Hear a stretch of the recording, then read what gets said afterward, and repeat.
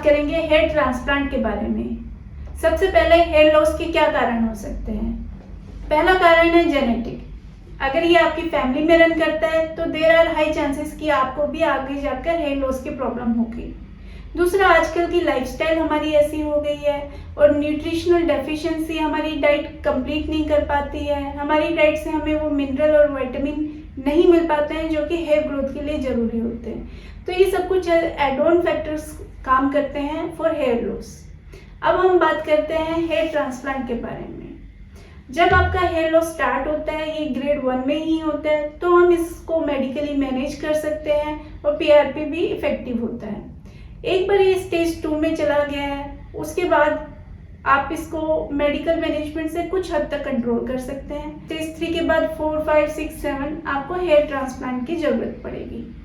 Hair transplant basically 2 तरीके से किया जा सकता है, FUE एंड FUT। ऐसा कुछ भी नहीं है कि FUT एक पुरानी टेक्निक है और FUE एक नई टेक्निक है। दोनों टेक्निक का इजाद लगभग एक ही समय हुआ था। FUE is follicular unit extraction, जिसमें हम पीछे के हेयर्स जो है हमारे, उनसे फॉलिकल्स को निकालते हैं एक एक करके और उसे आगे वाले हिस्से में इम्प्लांट करते हैं।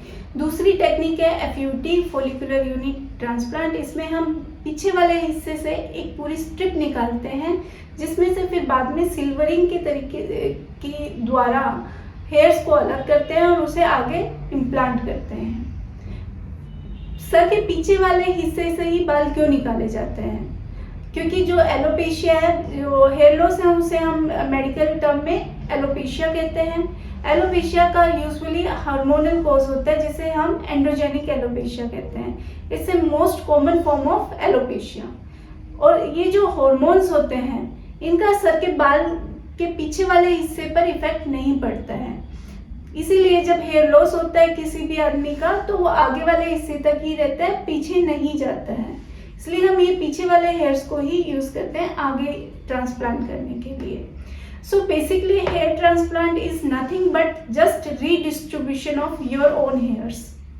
अगर आपका स्टेज हायर साइड्स में है, लाइक इन स्टेज 6 एंड 7, तो सिर्फ पीछे वाले हिस्से से काम नहीं चल पाता। उस केस में हम बियर्ड हेयर्स भी लेते हैं। बियर्ड में हम यूजुअली इस वाले हिस्से से हम बाल लेते हैं, तो जो कि आपके फ्रंट प्रोफाइल में विजिबल नहीं होता है। किन लोगों में FUE की ज़रूरत है, किन लोगों में FUT की ज़रूरत है, वो हम जब आप हमारे पास आएंगे तो हम आपको देखकर बता पाएंगे। कभी कभार हम कॉम्बिनेशन करते हैं, जिसमें FUT प्लस FUE दोनों किया जाता है। आफ्टर हेयर ट्रांसप्लांट हम usually after 5 days hair wash के लिए बोलते हैं। कुछ आपको एंटीबायोटिक्स देते हैं और पेन मैनेजमेंट के लिए टैबलेट्स देते हैं, जिनकी ज़रूरत बहुत कम पड़ती है। आफ्टर 1 मंथ हम आपकी PRP शुरू कर देते हैं। शुरू के 2-3 PRP सेशंस हमारे हेयर ट्रांसप्लांट में इंक्लूडेड होते हैं। उसके बाद भी अगर आपको PRP करवानी है तो उसके लिए आपको पे करना पड़ता है।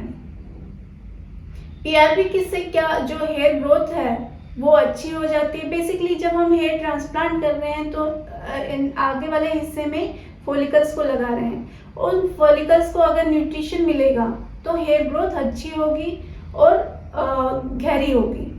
इसलिए इसमें PRP का भी रोल है। आफ्टर 1 मंथ हम आपको कुछ सिरम्स भी देंगे, कुछ हेयर ग्रोथ के लिए विटामिन्स भी देंगे। जैसा कि मैंने आपको बताया कि हमारी डाइट हमारे हेयर्स के विटामिन्स को कंप्लीट नहीं कर पाती है।